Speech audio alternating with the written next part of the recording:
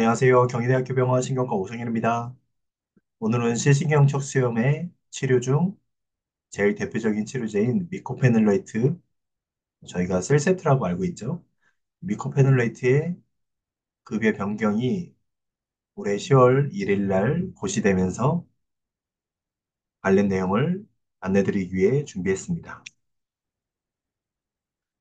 실신경 척수염은 실신경염 또는 척수염, 그리고 뇌병변 증상으로 여러 가지 다양하게 재발을 할 수 있는데요. 보통 급성기에는 고용량 스테로이드 주사, 그리고 안 될 경우에는 혈장 교환술, 면역글로불린 정맥 주사를 하게 됩니다.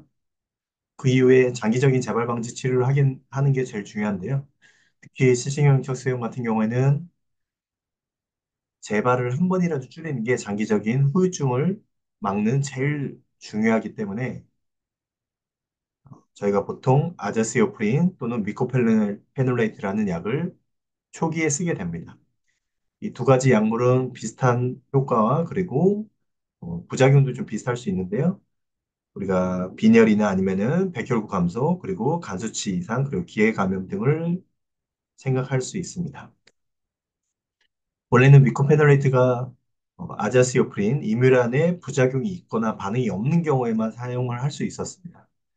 그런데 미코페놀레이트는 아자시오프린에 비해서 여러 연구를 통해서 약간의 효과를 좀 더 좋은 것을 알려져 있기 때문에 저희 의료진들은 아자시오프린도 좋지만 미코페놀레이트를 좀 더 빨리 쓰고 싶은 마음이 있었는데 이런 급여 조건에 의해서 바로 쓸 수가 없었는데 이번 10월 개정을 통해서 아자시오프린 또는 미코페놀레이트를 동시에 둘 중에 하나를 선택할 수 있는 그런 단계가 된 것입니다.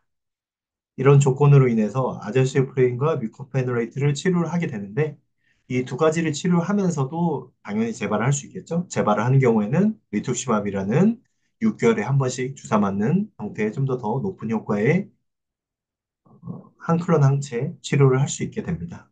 물론 이 약도 역시 뭐 비교적 최근의 연구를 통해서 상당히 좀 안정적이고 재발에 대한 방지 효과가 좀 큰 편이지만 그럼에도 불구하고 질환 활성도가 높은 사람들은 다시 또 재발을 하게 되는데 그런 분들을 대상으로 2019년 미국 FDA에서는 산트랄리즈마브, 에클리즈마브 그리고 이네블리즈마브이라는 약이 우리나라에서 허가를 받게 되었습니다. 외국에서는 사실 이런 약들이 리투시맙과 거의 동등하게 약간 1차 치료처럼 작용하는 경우가 있지만 국내에서는 아까 말씀드렸던